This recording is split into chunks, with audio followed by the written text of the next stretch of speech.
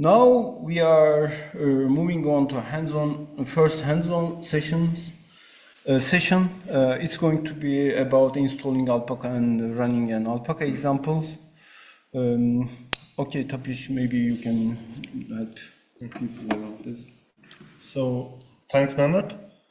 Now let's really start with the hands-on sessions. Let's dive into how you can use alpaka. So, first of all, I just want to say if anyone has any questions, please raise your hand. Feel free to unmute yourself if you're online and interrupt me at any moment. So, let me fix the screen share.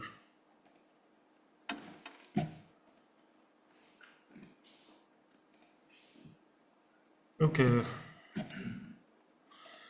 So first I would like to point you to this repository. I hope everyone has the link already. If not, I will send it right now in the Zoom chat as well. This is the repository where all of the code for all of the next 3 days is hosted. So you're going to be visiting this page a lot. Also, all the presentations that you see are already uploaded to this repository. So I hope everyone has access. I will just paste it to chat as well. Or maybe someone else can paste it to chat, please. Thank you. So in this repository, we will go to day 1. And over here, there's a markdown file which says alpaka install run. And this has instructions, step-by-step instructions on what we will do to help you set up your first example on Lumi. So we start by logging into Lumi. You can follow these instructions by SSH, for example, or you can also use the Lumi dashboard. This is what the Lumi dashboard looks like. To get here, if you are not familiar,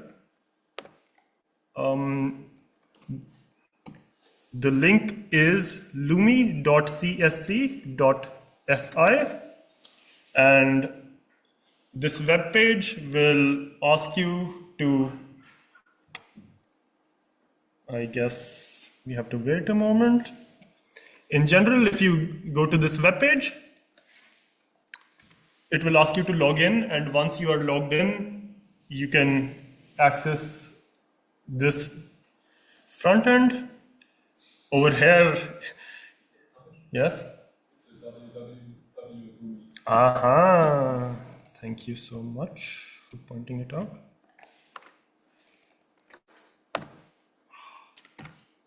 Also, please excuse my clumsiness.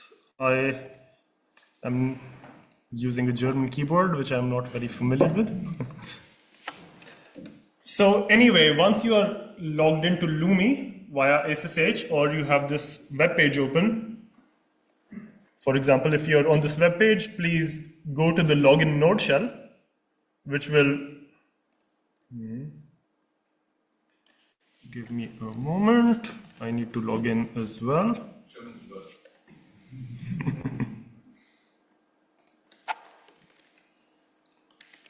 I will stop the screen share. Wait a moment.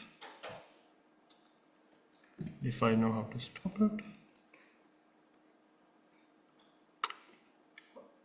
Does this pause the screen share? Bottom right, where it says flag bottom. The red. I see it. Thank you. So, okay, please, everyone in the room, close your eyes because I'm going to go to my password. I need to change it.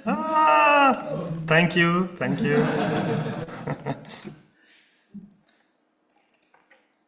Yes.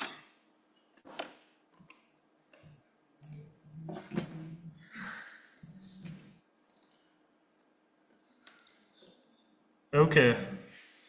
So I am.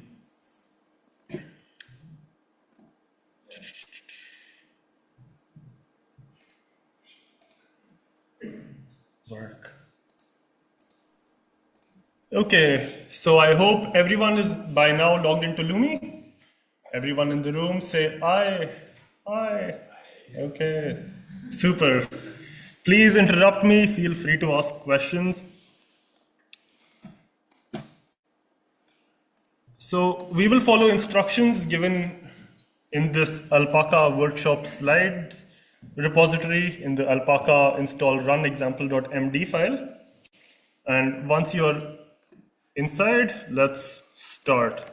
We will start by loading a profile. This is a profile we've created for the workshop. It loads important modules on Lumi and so on. So let's do it.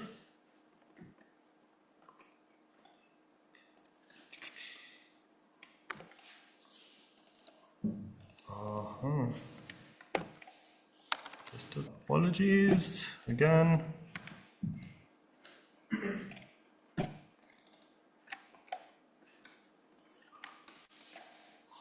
Please. No.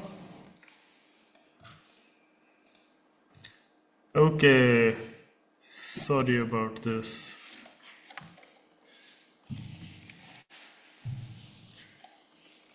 So this is something you will see likely when you load the profile. It will reload some modules, load some new modules, and so on.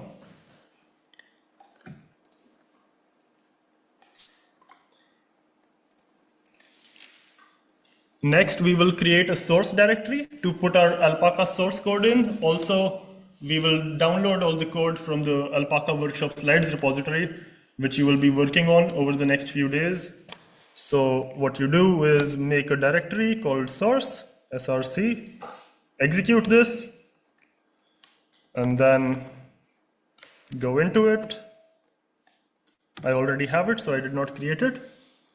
And once you're there, you run this command. This clones the alpaka code into your source repository. So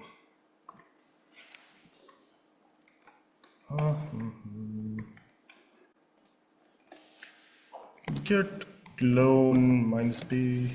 Oh, shit. Oh, I'm lost.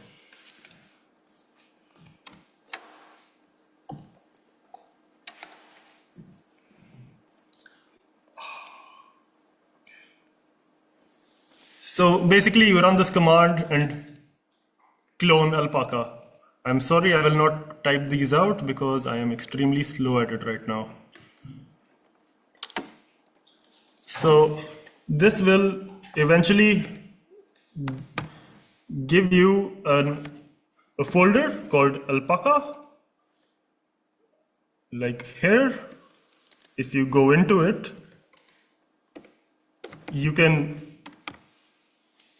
see that you have all the source code. Okay, moving on.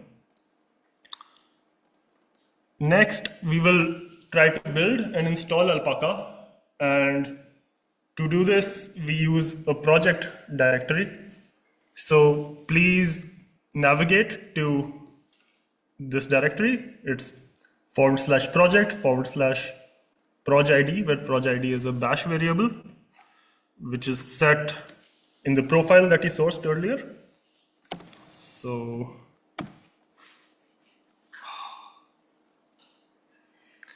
damn it.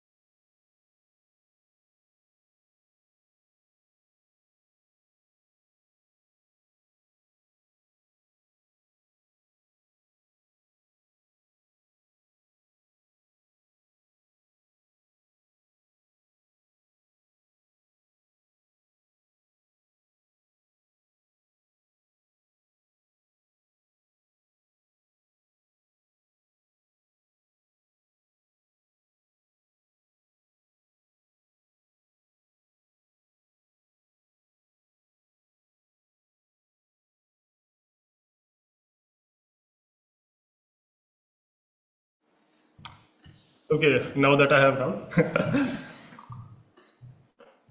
we will move into the project directory first. So cd project, proj id.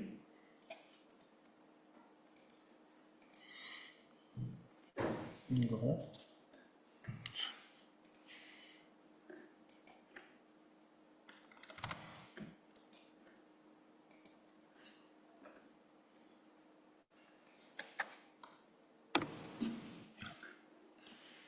And over here, you create a directory with your own name. So you can use the user variable exported in bash to do that. And once you have that directory created, you go into it. So make directory $user. So as you can see, if you echo user, it shows my name. It will show your own name on your computer.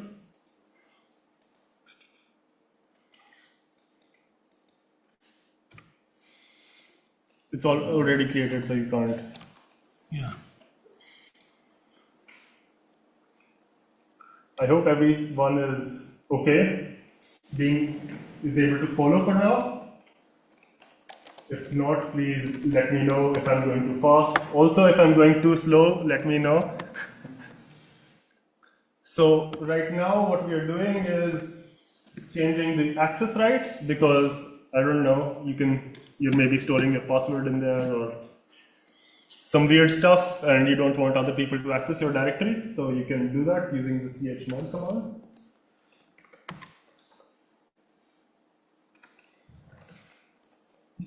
Is there a reason why we are creating directories into this project folder instead of user? So it has to do with file limits on Lumi in general because we anticipate a large number of people, and if everyone is creating files into their home or even in this project directory, there are file limits that you have to take care of.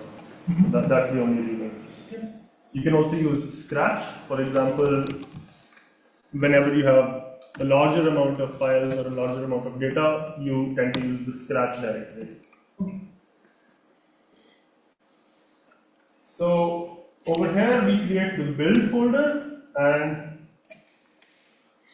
Now we are at now we will device. get the device. So what get device is doing is it will ask Lumi to give you a GPU and put you on a compute node. And we do this because we will install Alpaka next. And you can see what get device is doing by using this command. It was okay. Get device.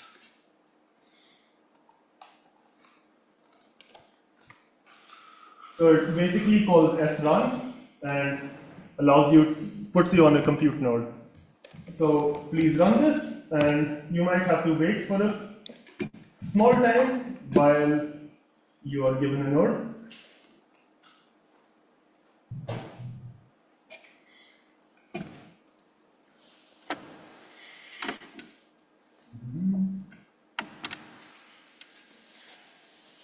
Does anyone read the chat?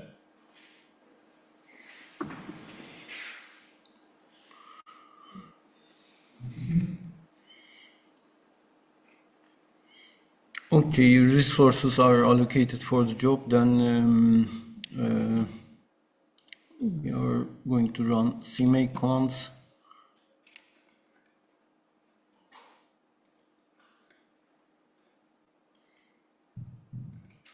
Okay, this is not compute.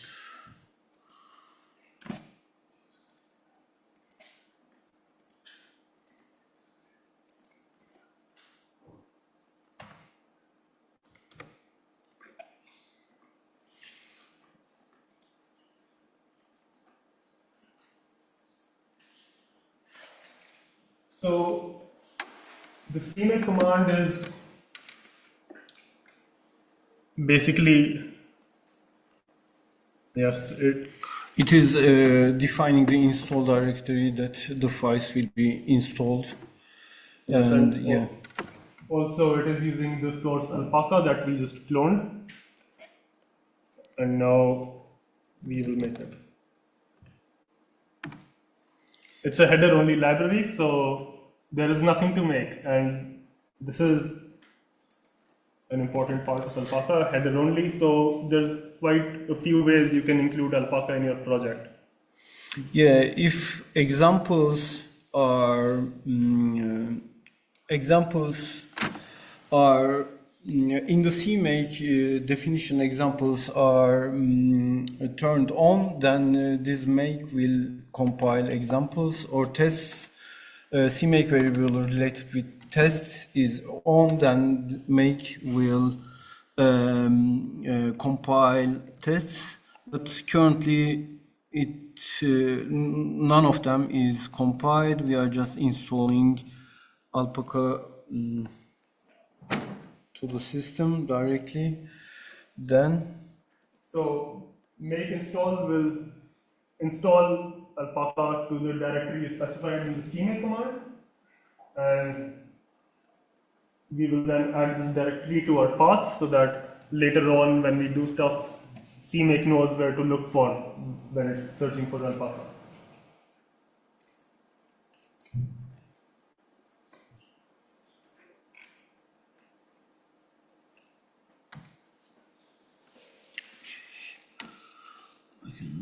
clear.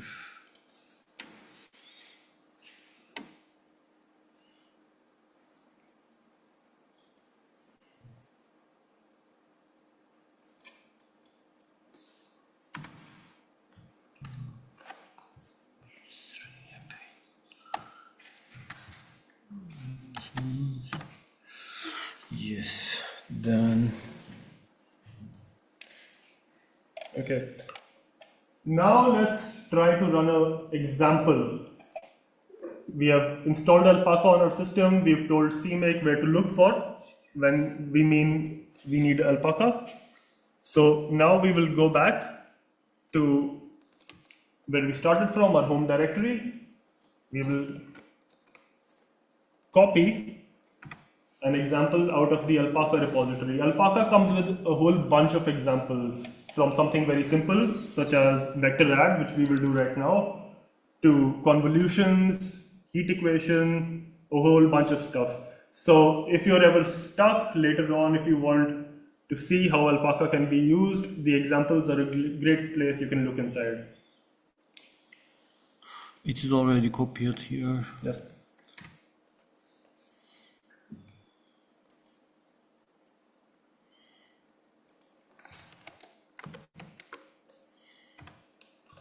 So you copy the vector add example and you create a build folder, go inside the build folder.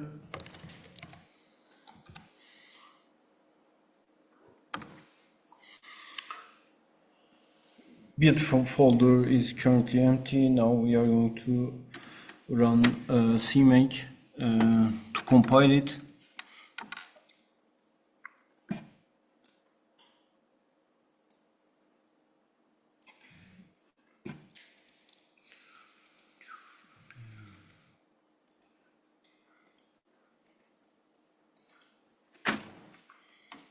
Configure it. So this successfully compiles. Configured. Sorry, CMake configures. Then Configures. I need to compile it by make.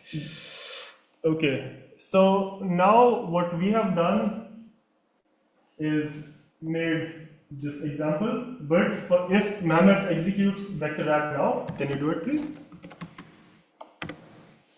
You will see nothing. Well, what happened? This is because we did not tell alpaka how to accelerate this example at all. So to do this, you need to specify a backend. So we can, for example, say use OpenMP to accelerate my example, or just execute it as a serial program, or execute it on a GPU using HIP. And to get to this interface, Mammoth used the ccmake command. Yeah, ccmake. And point to the directory of CMake file. Then an editor is opened. I'm setting the heap backend on because we are Also going the to serial use. one. Okay. So for now, we will try to run our vector add example on as a serial program and also on GPU. And let's see how that goes. Then by C command I configure. So by pressing C, you configure. It looks for the hit compiler.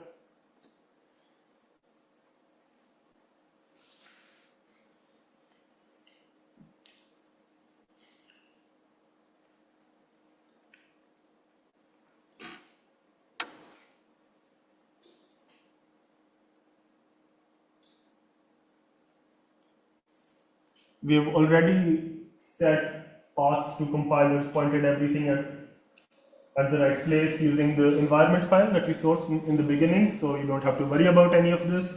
But this is the kind of setup that you need to do for each system. You load important modules, you choose your compilers, and so on. Once it is configured, you press E to exit. Now you can see there are a bunch of more variables defined, but you don't have to change anything anymore. You press C again, Yeah. configure, exit, E, and generate. With the G command, you can generate the make files. Then we can see that there's a make file, then it means we can compile it. So now that we have enabled our GPU backend, also the serial backend, you see it compiles again. And now we have a running example. So what our example is doing is simply adding two vectors and verifying the result. It's extremely simple, and it is being first executed using the serial CPU backend and then using the GPU backend. What is kind of curious is that you can see that the time for kernel execution on GPU is slightly less than the CPU backend, which is cool. It's not the biggest example in the world, so the difference is not very marked. But an important thing to see is the time for a host to device copy. So this is one of the main things you need to be careful about when you're writing code for GPU, is to not move data around from the CPU to the GPU very frequently, because this can be potentially very costly. And you can see that the GPU example really takes a much longer time, maybe a factor of 10 or a little more, than the CPU example. Just because you're copying the data to GPU, adding it, then copying it back, stuff like this. So when you write a GPU code, you need to be careful not to do too many copies. And with this, we come to the end of our first hands-on. I hope everyone has been able to execute the alpaka example. And the next hands-on will be really working with code in alpaka. Now Mehmet will introduce some more concepts. From the same slides. Can you start from?